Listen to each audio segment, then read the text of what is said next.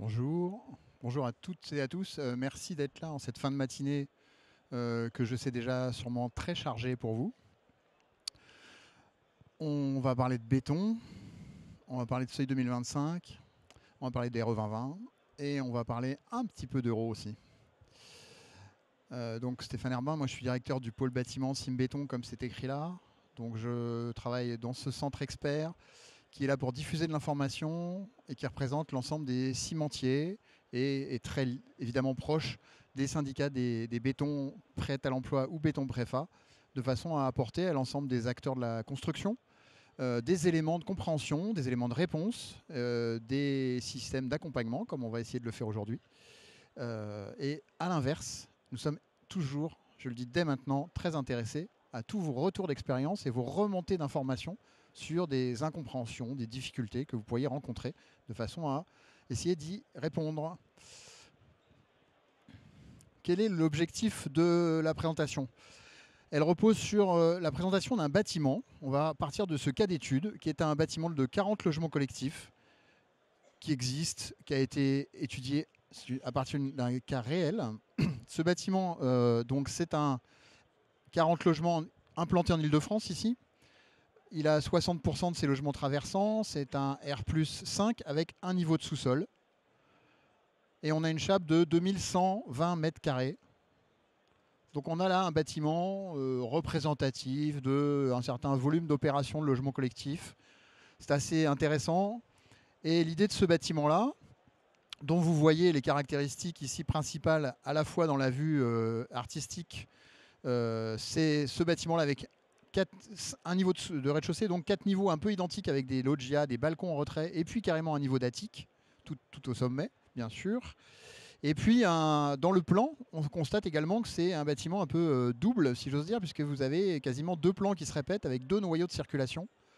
Donc un bâtiment très allongé, assez découpé architecturalement, assez travaillé en façade, et donc équipé de ces deux noyaux de circulation, ce qui en fait pas forcément l'exemple le plus performant dans une approche énergie carbone telle qu'on la connaît aujourd'hui. Les prestations de base de ce bâtiment existant sont donc un ouvrage en béton armé fondé sur un ciment SEM 2A, des toitures terrasses, comme vous le voyez, avec étanchéité bitumineuse, des isolants, polyuréthane et PSE, des mesures extérieures PVC avec volet de roulant motorisé, et puis une finition enduit pour les façades. On est là sur un bâtiment vraiment très représentatif d'une moyenne de ce qui se construit. Pourquoi je vous parle de ce bâtiment? Parce que ce bâtiment, on l'a étudié, nous, dès la version 2022.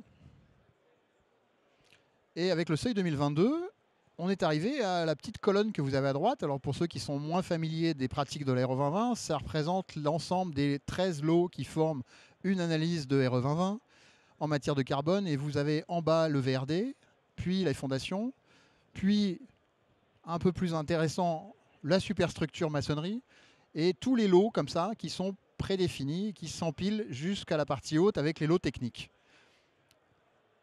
Ça, c'est notre bâtiment tel que je vous l'ai présenté, seuil 2022. Il passe le seuil 2022, pas hyper confortable, mais il passe. Et on s'est dit, bah, je reprends le même bâtiment, et je le recalcule aujourd'hui, là, enfin en fin d'année dernière, et qu'est-ce qui se passe? Si je reprends exactement le même bâtiment, je ne change rien, je le recalcule juste à un autre moment. Est-ce qu'il est toujours aussi fort? Est-ce qu'il est toujours aussi performant? L'actualisation, elle se fait avec la base IGNIES modernisée. Certaines de ces FDES, de ces fiches environnementales ont été archivées, parfois ont été remplacées, parfois pas remplacées. Certaines ont été créées simplement. Qu'est-ce qui se passe? Bah, ça se passe pas bien. Mon bâtiment, il passe plus.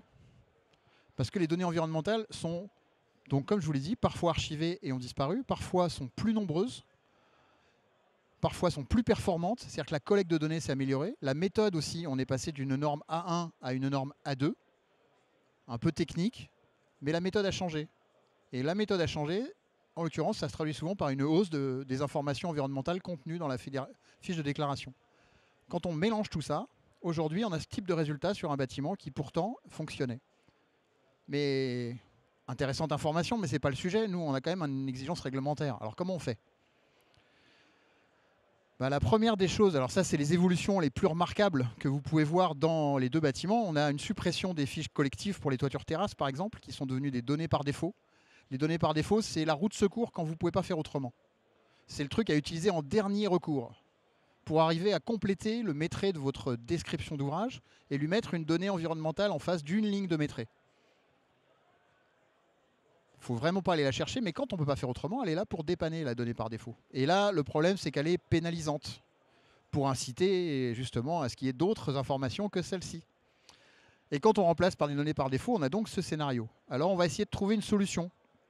Première campagne d'amélioration, je supprime un certain nombre de données par défaut ou de FDES collectives anciennes et je vais chercher des FDES individuels, mais de produits qui sont hyper représentatifs de ce qui se pratique. Vous avez toute la liste sur la partie gauche, vous l'aurez puisque je pense que vous récupérez le support. Pour tous ceux qui prennent des clichés, même si vous êtes loin, c'est pas grave. Hein. Vous devriez avoir la récupération du PDF. Donc les fiches individuelles sélectionnées sont choisies en fonction des pratiques courantes. Par exemple, dans le lot 4, qui traite des couvertures, on va remplacer ici la fiche individuelle Soprema. On va la mettre en lieu et place de notre donnée par défaut de toiture terrasse dont je vous parlais juste avant. Ce qui va permettre d'améliorer significativement la performance.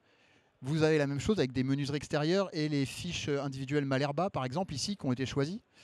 Vous avez la même chose pour les menuiseries extérieures. On va utiliser les configurateurs là, de solutions DEB, qui est un configurateur évidemment reconnu et qui permet de le faire correctement.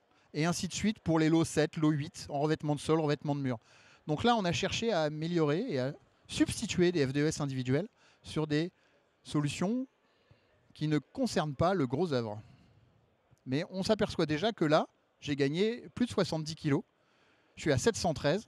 Je repasse le 2022. Je ne suis pas encore au 2025 parce que pour arriver au 2025, il me manque 51 kg par mètre carré chab. Comment je vais aller les chercher? Justement, peut-être en allant chercher l'utilisation de béton bas carbone.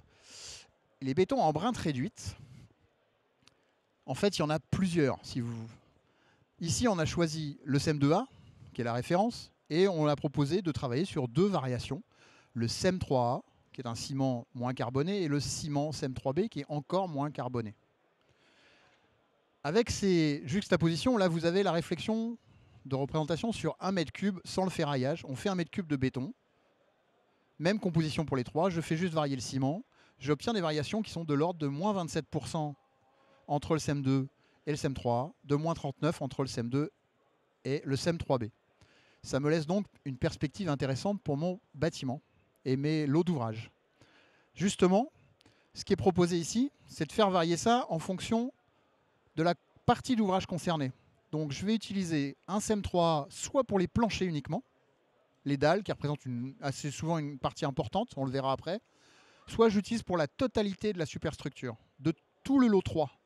Celui que vous voyez en gras sur les petits graphiques à droite, c'est le chiffre qui va le plus changer, c'est le lot superstructure. Donc à chaque fois, on utilise un CEM3A ou un CEM3B, uniquement sur les planchers ou sur la totalité de la superstructure. On a à gauche la barre avec les 713 kg qui correspond à notre bâtiment de référence, et puis les variations à côté qui permettent de voir comment on peut faire progresser la performance du bâtiment complet en travaillant uniquement sur le lot 3 de superstructure. On voit que là, on s'approche, voire on franchit assez allègrement l'objectif du seuil 2025 ici, avec des progressions qui sont comprises entre la moitié de nos 51 kg, on est à 24, on a à peu près moitié de 51 kg, pour la partie où on a fait le moins d'efforts, si je peux m'exprimer ainsi, et celle où on est allé au plus loin, là on a dépassé l'objectif de moins 51 kg. Avec ce type de solution, ce type d'approche et de la réflexion concertée par tous les acteurs, on peut donc satisfaire déjà un seuil 2025. Il y a d'autres moyens d'y arriver. L'impact carbone des matériaux, c'est aussi utiliser de la réduction, de la frugalité. Donc on peut réduire l'épaisseur des refends. Pourquoi couler des voiles de 20 quand on peut mécaniquement, acoustiquement, par rapport au feu, avoir un voile de 18 ? Arithmétiquement, on voit bien qu'il y a un lien direct sur l'épaisseur, sur aussi l'impact carbone. Et ici, ça se traduit par à peu près 2,8 kg équivalent CO2 par mètre carré habitable. On peut utiliser des blocs de béton en façade également, qui vont se substituer à des voiles pleins avec un système de poteau-poutre et du remplissage donc par ces blocs de béton qui sont ici moins émissifs. On les utilise sur les 4 niveaux supérieurs. Vous vous rappelez de notre bâtiment, on garde notre socle en rez-de-chaussée, notre attique, mais les 4 niveaux supérieurs, on va utiliser ça. Et on va abaisser de 15 kg du R+1, R+2, +3, +4 en changeant les façades. À droite, vous avez juste la répartition à peu près des impacts qui sont composés dans le lot 3 pour 50% par les dalles et les planchers en général, et pour un quart à peu près pour les façades. Puis le reste, c'est les refends, c'est les autres équipements, l'escalier, etc., etc. Il y a d'autres encore pistes possibles, si on veut aller un peu plus loin, c'est de proposer de l'alternance de matériaux en façade pour des raisons architecturales, notamment, mais pas que. Et là, par exemple, on a substitué, avec une structure poteau-poutre béton, on a substitué carrément la façade béton et on a mis en place une façade bois sur les 4 niveaux supérieurs. Et on fait varier le parement de cette façade. Le parement extérieur, la finition, qui peut être un enduit sur Stovantec, un bardage acier ou un bardage bois, avec les valeurs qui sont inscrites à l'écran, -15, -29, -54 kg en travaillant sur ces aspects de façade. Évidemment que c'est un levier encore très intéressant qui vient s'ajouter à la panoplie de tous ceux qu'on a vus juste avant. Et ici, on peut abaisser évidemment significativement la part de la superstructure, mais vous observerez qu'il y a 2 lignes de chiffres en gras.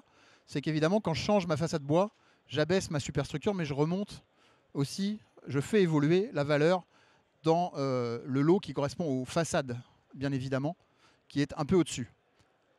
Dernier point sur cette diapo, vous avez une variation de la surface habitable. C'est-à-dire qu'à la fin de ce bilan, on divise par la surface habitable délivrée par le projet. Et quand on fait varier les compositions entre 2 solutions de façade, on a aussi une influence sur la surface finie habitable qui va être délivrée, donc sur la division à la fin, qui va s'opérer. 2 surfaces différentes égale 2 résultats différents. Ici, c'est 14 mètres carrés d'écart entre les 2 solutions de façade au détriment des façades bois, en l'occurrence. Ces variations-là, on en a fait plein dans le cas d'étude. Je vous ai juste présenté un aperçu. On a près de 80 pages d'études là sur cette et de diapos différentes. On a travaillé sur d'autres composants qu'on n'a pas évoqués jusqu'à présent. Par exemple, panoplie de revêtement de sol en pièces sèches. La base, c'est un PVC Gerflor, c'est le projet de base. Qu'est-ce qui se passe si je fais travailler ce revêtement de sol dans les pièces sèches en utilisant d'autres solutions comme les textiles Berry-Alloc ou des solutions bois stratifiées ou non? On a là un gisement de l'ordre de 7 jusqu'à 39 kg équivalent CO2 par mètre carré. Et puis, on peut faire la même chose avec des revêtements de murs en peinture, par exemple. On a fait d'autres études avec les menuiseries extérieures, on a fait d'autres éléments d'études que je ne vous présenterai pas ici, parce que le but n'est pas de vous asséner des chiffres, mais vraiment de vous montrer que l'approche pour répondre à une RE 2020, c'est d'aller chercher une approche ouvrage complète. Et pas de simplement regarder uniquement le gros œuvre, qui est certes massif et imposant, mais qui n'est pas forcément la clé du mystère. Et à la fin, combien ça coûte? Je gagne des kilos de CO2 là, dans tous mes projets. Je vous ai montré ça. On a répété des économies de CO2. Donc j'ai été chercher, capturer des kilos de CO2 par mètre carré. Super. Combien ça me coûte ces kilos de CO2 par mètre carré? Combien me coûte le kilo de CO2 que j'ai épargné, en fait? Sur la première ligne, là, vous avez tous une large panoplie de ce qu'on a fait comme variation sur le gros œuvre ici. Avec la base, c'est le gros œuvre en CM2A, évidemment, qui est à 0. Et puis la première ligne du tableau, c'est l'épaisseur de refend.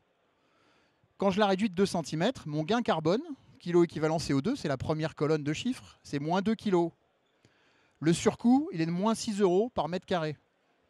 Donc, mon kilo économisé, il revient à moins 2,6 € par kilo de CO2 que j'ai épargné. C'est comme ça qu'il faut lire ce tableau. Et vous avez la traduction de ce tableau dans le petit dessin qui est à côté, de façon graphique, où vous voyez les barres bleues qui vous montrent les kilos de CO2 que vous avez épargnés et la variation dans la courbe de votre prix au mètre carré. En clair, économiser du CO2 aujourd'hui en allant chercher des choses avec beaucoup de biosourcés, ça reste encore fort cher, même si ça vous permet peut-être de parvenir à des bâtiments extrêmement performants et parfois 2028 déjà, alors qu'en fait, ce n'est pas la question posée, si ce n'est par une décision de maître d'ouvrage. La même chose est valide sur les lots de seconde œuvre et les équipements de seconde œuvre et les équipements techniques, où l'on voit qu'effectivement on peut faire varier un certain nombre de choses. Même tableau, il vous sera remis, donc on ne va pas lire le tableau tous ensemble, mais on voit qu'il y a des postes sur lesquels il y a des surcoûts induits qui sont encore significatifs. Il s'agit là d'une photo faite avec un bureau d'études extérieures qui était Pouget, avec un économiste tiers. On peut, et vous allez sûrement me dire, moi dans mon cas c'est pas vrai, moi dans ma région c'est pas vrai. Vous aurez sans doute raison. Néanmoins, il est permis de se poser la question et de savoir quel est l'enjeu par rapport à l'objectif de l'ouvrage qu'on veut délivrer et par rapport à sa pérennité dans le temps, à sa durabilité. Et même si le carbone aujourd'hui est un critère extrêmement prégnant, on essaie de montrer qu'on a des solutions qui restent globalement intéressantes et performantes et permettent de répondre aux exigences de ces solutions-là. Il faut savoir que pour ça, on travaille énormément dans la filière cimentière. On a un engagement de moins 50% de l'industrie cimentière en termes d'émissions de gaz à effet de serre en 2030 par rapport à la valeur de 2015, qui correspond. Alors 2015, c'est la stratégie nationale bas carbone version 2, pour ceux qui sont un peu familiers de ça. Donc c'est une valeur un peu reconnue et partagée. Et pour ça, il y a 3 leviers traditionnels. L'amélioration de l'efficacité énergétique de production, le remplacement des combustibles fossiles qui alimentent les fours, qui sont utiles à la fabrication du clinker et puis du ciment, et modifier les ciments en faisant évoluer cette teneur de clinker dans le ciment. Celui qui est le plus émissif, le plus historique aussi, c'est le CEM1 qui est à gauche. C'est la barre tout à fait à gauche. C'est celle que finalement plus personne ne veut voir. Les 2 barres suivantes sont ceux qui sont les plus utilisés aujourd'hui sur le marché de la construction en France. Et ensuite, vous avez tout un assemblage de différents ciments qui existent, qui sont des compositions de clinker plus une addition, et qui sont que des produits normés, que vous pouvez utiliser dans les bétons, et qui, avec les ciments au laitier qui sont les plus à droite, là, des versions les moins émissives possibles.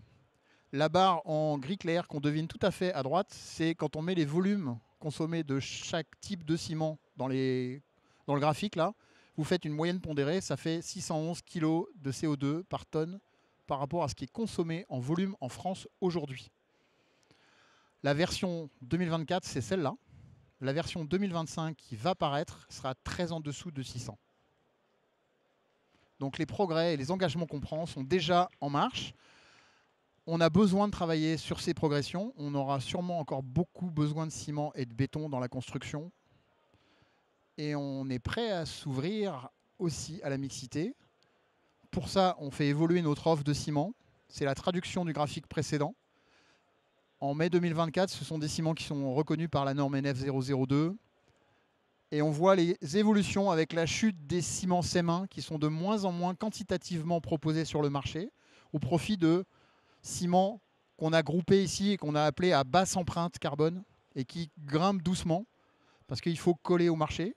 C'est pas la peine de dire demain j'arrête le CEM1 puis je vous fais plus que des ciments de la droite là-bas, hein, parce que faut que ce soit acceptable, il faut que ce soit pertinent par rapport au projet, il faut qu'on sache les utiliser, il faut que le maître d'ouvrage comprenne, il faut que l'architecte et l'ensemble de l'équipe de maîtrise d'œuvre sachent prescrire, il faut que l'entreprise sache le mettre en œuvre et que le contrôleur sache le contrôler et que l'assureur sache l'assurer.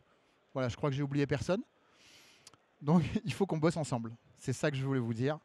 Je vous remercie pour votre attention. Sachez qu'on a beaucoup d'outils qui sont gratuits à votre disposition pour comprendre ça.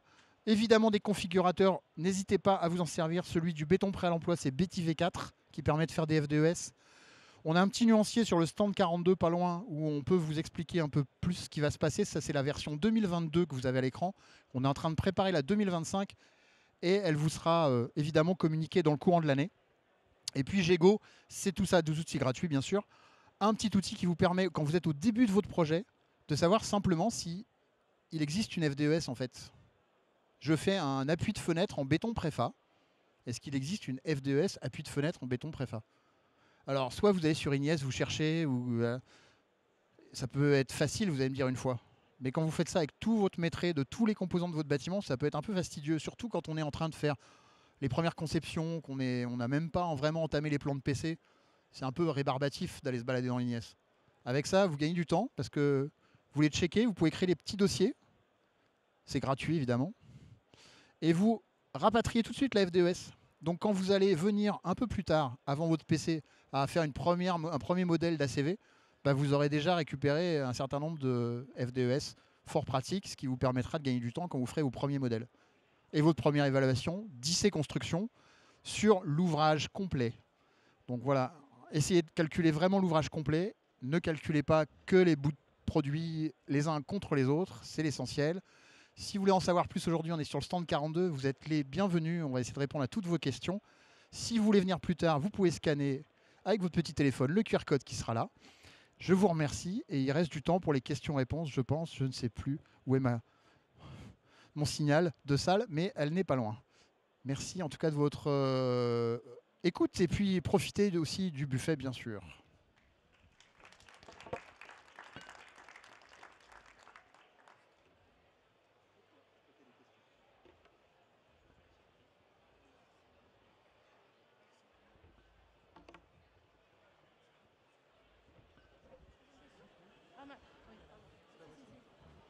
C'était super clair alors. Non, j'ai une question. Vous n'avez pas parlé du surcoût entre les différents ciments?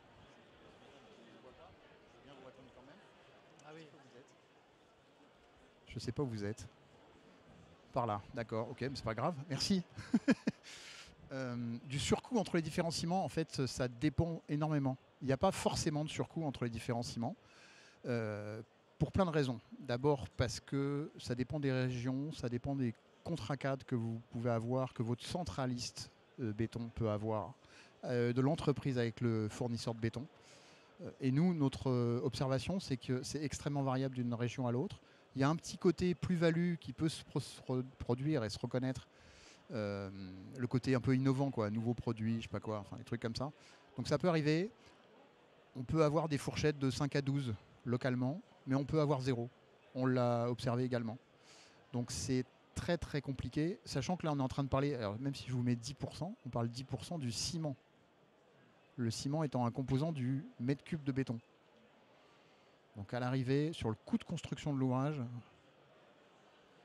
je dis pas qu'en ce moment on chasse pas les prix, hein, mais si ça plante l'opération, c'est pas à cause de ça, quoi. Je pense pas. Et est-ce qu'il y a une incidence sur le temps de séchage du béton? Il y a effectivement, possiblement, des conditions de prise au jeûnage. Alors c'est pas le temps de séchage, pour être exact, c'est la résistance au jeûnage. On est en train de parler de 24 heures à 48 heures en général. Pour les ciments qui étaient les plus à droite sur votre petit graphique à barre de tout à l'heure. Dans ce cas-là, il y a des solutions. D'abord, ce phénomène-là, il va être surtout impactant pour les parties verticales. Les façades, les poteaux.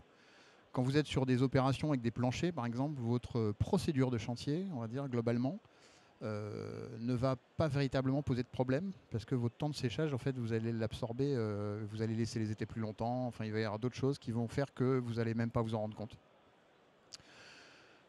Vous pouvez faire évidemment appel à des adjuvants.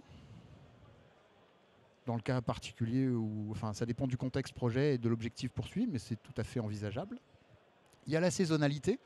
On peut aussi raisonner le projet, et ça, j'ai des cas de figure qui me l'ont traduit en vrai, sur la globalité.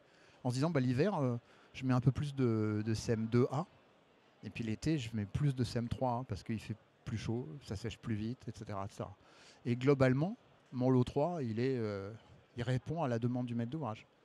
On peut aussi, troisième solution, dans une autre région de France, travailler sur des projets où j'ai soit deux tranches de travaux et je fais une rotation de banches plus longue, soit je joue sur trois petits terrains de chantier différents où je fais des rotations d'équipes, de banches, de tout ce que vous voulez.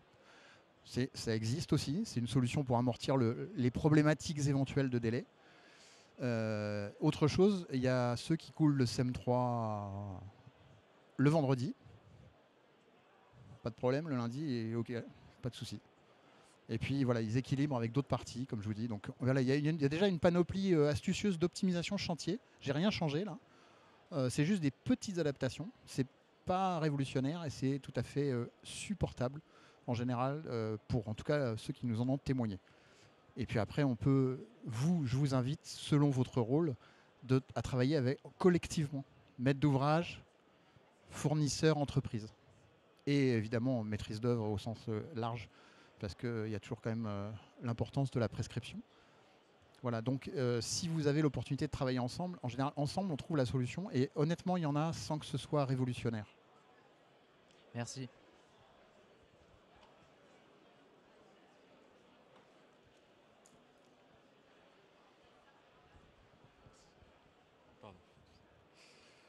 Bonjour, merci pour votre présentation. Moi, je travaille dans un bureau d'études thermiques fluides. Donc, je suis amené à faire beaucoup de bilans carbone. Et du coup, la problématique du béton bas carbone se pose souvent et se posera de plus en plus.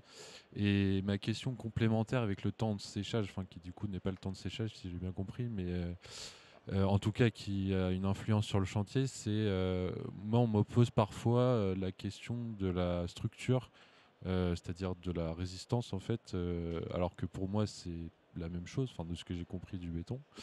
Voilà, donc je voulais savoir déjà sur ça, est-ce que vous aviez un retour à faire? Et ensuite, ma deuxième question porte sur les scénarios croisés, on va dire, dans le sens où effectivement on a un surcoût sur le béton bas carbone, mais en fait on va économiser derrière sur des optimisations qu'on aurait faites si on n'avait pas utilisé le bas carbone. Donc est-ce que vous avez fait dans toutes vos études, là, vos 80 pages, des scénarios croisés en disant ok, on fait du bas carbone, donc on paye plus, mais d'un autre côté on paye moins grâce à une optimisation évitée, par exemple sur le Gerflor, choses comme ça quoi.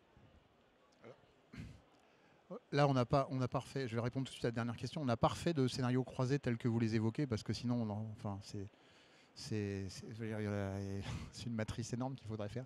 C'est un peu compliqué, donc on a préféré traiter ce que je vous ai montré, les tableaux ligne à ligne, en disant voilà, cette ligne-là, je gagne tant, ça me coûte tant en plus, en moins. Et après, on vous laisse la matière, vous ferez les scénarios croisés. Excusez-moi, du coup, pour la première question, c'était quoi? Excusez-moi, j'ai perdu mon fil. C'était sur La résistance mécanique, ah oui, ouais, c'est ça. voilà. La résistance mécanique, ça y est, ça me revient. Vous avez raison de vous poser la question, vous faites bien de poser la question. Mais oui, on fournit des ciments qui sont normés pour leurs caractéristiques habituelles de ciment. Et ces ciments normés sont repris dans la norme béton pour faire des bétons qui correspondent à l'usage courant. Si vous me permettez l'expression un peu amusante, on ne va pas faire des ciments mous pour faire des bétons mous. Le premier objectif de nos ouvrages, c'est de résister mécaniquement. Donc oui, l'objectif est évidemment recherché et obtenu avec ces ciments-là. Il n'y a pas de problème. Je dirais les autres fonctions, on essaie de surtout pas oublier, au contraire, j'aime bien votre question parce qu'on essaie de ne pas oublier qu'un élément composé de béton, en général, c'est une résistance mécanique, un concours à l'acoustique, une performance au feu, un concours à la thermique, notamment à travers l'inertie et le confort d'été, par exemple. Et puis aujourd'hui, voilà, il y a ce nouveau critère carbone. Bon, tout ça étant rassemblé avec la colonne économie en euros à côté, bien sûr. mais voilà. Et souvent, ce dernier facteur, ce dernier critère carbone a tendance à bouleverser le point de vue qu'on pouvait avoir sur les autres critères traditionnels qu'on avait tendance à bien gérer avant. Et le fait de se dire, il faut que j'équilibre le carbone, je mets plus de matière, mais je gagne de l'énergie, mais ça prend plus de place, mais est-ce que ça tient debout, mais est-ce que ça résiste au feu? Ça repose plein de questions qu'on ne se posait pas avant. Avec ces ciments, vous pouvez continuer à avoir la réponse à votre question sereinement.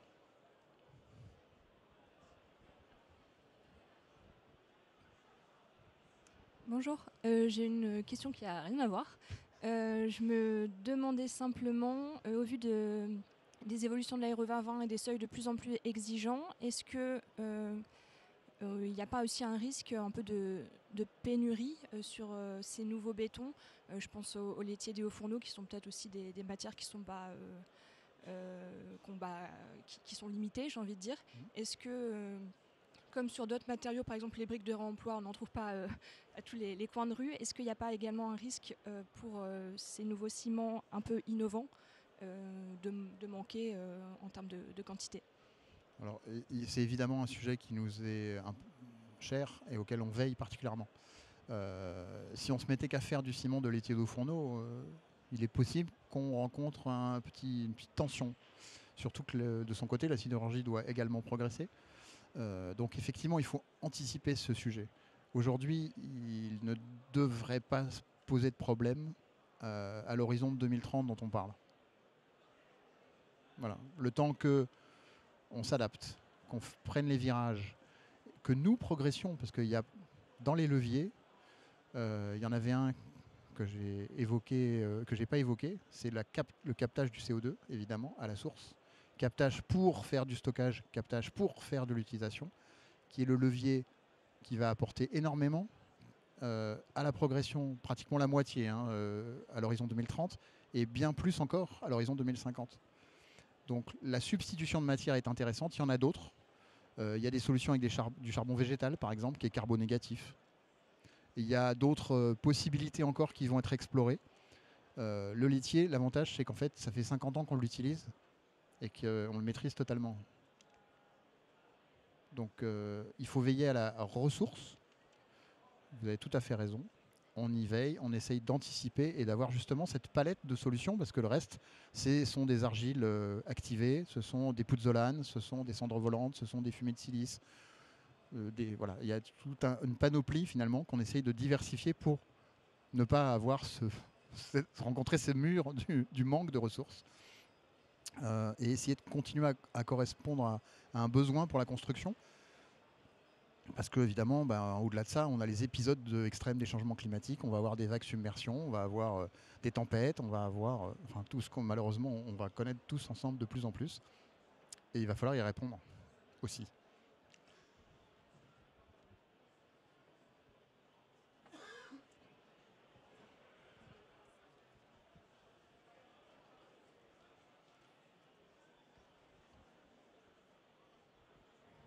Bonjour. Bonjour. J'ai une question sur votre tableau. Vous étudiez l'équation coût-carbone. Vous avez une variante où vous proposez une superstructure 100% CM3A et 100% CM3B. Oui. Est-ce que c'est vraiment réaliste de proposer ça quand on connaît les problématiques de temps de séchage de ces ciments, notamment en hiver, de faire un chantier 100% CM3B par exemple sur la superstructure? Est-ce que c'est vraiment faisable? Je pense que c'est faisable, oui. Je pense que ça a même déjà été expérimenté. Et après, c'est un problème d'équilibre et de composantes des différentes parties d'ouvrage dans la saisonnalité. Vous l'avez très très bien résumé dans votre question. Donc c'est une question d'approche. En fait, à travers votre question, ce qui est sous-jacent souvent parce que c'est une question qui me revient souvent, en fait, c'est le tableau Excel ou le Gantt du Microsoft Project de l'opération, qui, elle, est figée avec des jalons établis, maîtrisés, traduits économiquement, tout ce qu'on veut là. Rotation d'équipe, rotation de grue, so on. Voilà. Tout ça, c'est parfaitement rodé, mais c'est ça qu'il faut changer aussi. Nous, on peut changer c'est pas Harry Potter, quoi, le ciment. Vous voyez, on va pas inventer la poudre magique qui va décarboner la construction. C'est une industrie responsable et qui prend sa part de responsabilité, qui fait évoluer ses productions, qui fait évoluer ses solutions. On embarque avec nous les acteurs du béton. On prend une bonne part du job, on va dire. Mais effectivement, la chaîne d'acteurs doit elle aussi apporter quelques petites évolutions. Derrière, le maître d'ouvrage accepter que son chantier peut-être va passer un peu plus, son opération va passer un peu plus de temps en conception et un petit peu moins en résolution de problèmes qu'on aurait pu éviter si je l'avais étudié avant sur le chantier. Vous voyez, un truc qui n'arrive jamais, vous voyez ce que je veux dire. Et ainsi de suite, quoi. Et je pense qu'aujourd'hui, il y a des tas d'acteurs, maîtres d'ouvrage et réalisateurs qui ont pris ces premiers virages-là. Effectivement, on apprend. Hein. Il y a 3 ans, personne ne parlait de ça. Donc, je ne dis pas que j'ai les réponses à toutes les questions. Hein. Mais c'est jouable, ouais, je pense. Ok, merci.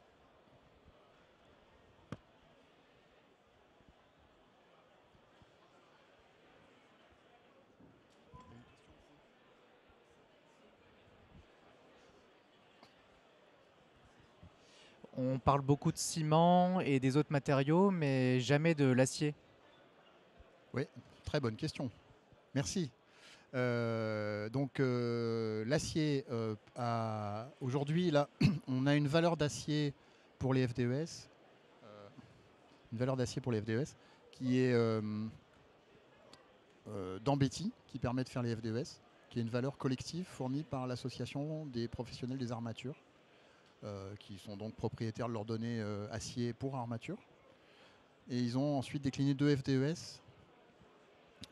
qui sont aujourd'hui, donc la première doit être à 1 tonne 100 équivalent CO2 par tonne d'acier produite, la deuxième est à peu près à 740 kg, je sais plus, je me rappelle plus de la valeur, par tonne d'acier produite collective, c'est de FDES. Alors, pourquoi cette tel écart? C'est un problème de méthodologie et d'échantillon. Alors, je ne veux pas vous asséner trop d'informations sur l'application de la norme, mais c'est assez draconien. Et si votre échantillon est trop petit par représentatif, vous prenez la valeur du haut de la fourchette de ceux qui ont contribué. Ce qui est le cas du 1 tonne 100 là-haut. Et le 740, c'est parce que l'échantillon n'est pas le même. Ce n'est pas les mêmes producteurs qui font toujours la même chose. Et donc, du coup, ceux-là, ils étaient dans un pas correct et éligible. Et donc, ils ont une valeur plus basse.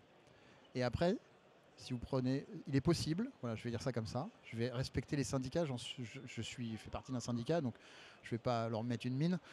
Mais il existe des produits individuels plus performants que ces 2 valeurs. Voilà. Donc on peut améliorer l'information et l'obtention. Dans Betty, on a pris la valeur collective et syndicale parce que c'est pas notre boulot de faire de la pub. Et parce que nous sommes Betty, c'est le syndicat national du béton prêt à l'emploi, c'est aussi une démarche syndicale et collective qui permet d'aborder les projets au début, notamment avec des FDS collectives englobantes. J'ai perdu quelque chose là. Non, ça marche? Oui, ça marche. Qui permet d'avoir des valeurs collectives et englobantes. Mais on l'a vu à travers cette étude, mais à travers aussi la pratique. On commence avant le PC avec des espèces de gabarits un peu collectifs. On ne sait pas très bien quel est le produit qu'on va mettre, on ne sait pas très bien quelles sont les options qu'on va prendre sur tous les composants de l'ouvrage. Puis au fur et à mesure, en avançant, on peut substituer du collectif par l'individuel. Là, ça peut être le cas avec les armatures. Merci. Bon, je crois qu'il faut qu'on arrête. Merci beaucoup.